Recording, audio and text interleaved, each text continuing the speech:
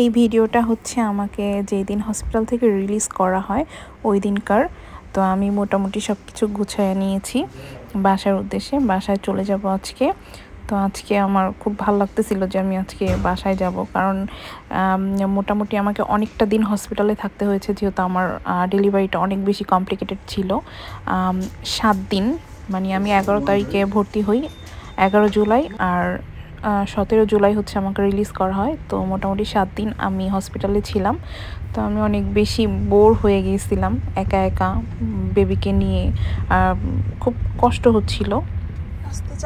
তো অনেক বেশি আমি কষ্ট করেছি আমার বাবুকে নিয়ে একা একা, যেহেতু হসপিটালে ফুল টাইম কাউকে অ্যালাউ করে না, নির্দিষ্ট একটা টাইম দেয়া থাকে, শুধু ওই টাইমটাতেই আসতে পারতো।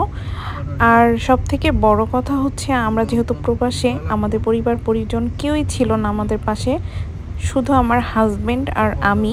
সো আমার হাজব্যান্ড যতটা পেরেছে আমাকে সাপোর্ট করেছে, আমাকে টেক কেয়ার করেছে, এই আর কি। আর হসপিটালে আমি মানে যেই কয়দিন ছিলাম প্রত্যেকটা দিন আমি কান্না করতাম, এতটা কষ্ট হইতো, এতটা পেইন, একদিকে পেইন এত পরিমাণে, আর একদিকে বেবিকে টেক কেয়ার করা, সব মিলিয়ে মানে খুব বেশি কষ্ট করেছি। এটা আসলে সবাই করে, কিন্তু যাদের ডেলিভারিতে কোনো কমপ্লিকেটেড থাকে তারাই একমাত্র জানে যে কতটা কষ্ট সহ্য করতে হয়, কতটা মানে যন্ত্রণা নিয়ে একটা বেবিকে পৃথিবীতে আনতে হয়।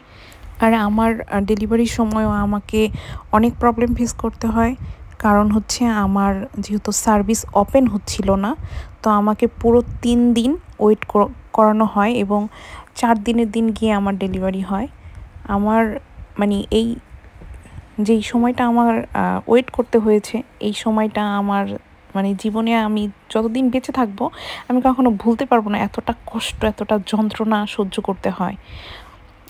বাংলাদেশ হলে হয়তো সাথে সাথেই আমাকে এতটা ওয়েট করতে হতো না, সাথে সাথেই আমাকে হয়তো সিজার করে ফেলতো, কিন্তু দেশের বাহিরের দেশগুলোতে এই আসলে এই জিনিসগুলা করে না। ওরা অনেকটা সময় ওয়েট করে, অনেকটা দেখে, এবং অ্যাট লাস্ট গিয়ে যদি মানে কোনোভাবেই পসিবল না হয় নর্মাল ডেলিভারি, সেক্ষেত্রে তারা সিজার করে ফেলে।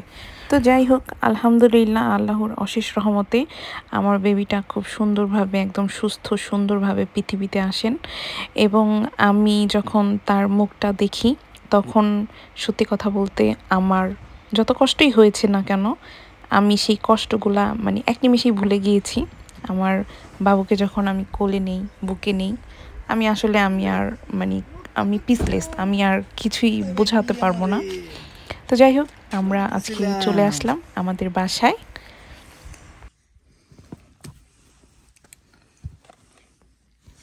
বাপ তো ট্রাভেলের জন্য প্রস্তুত, প্যারিস যাবা নাকি?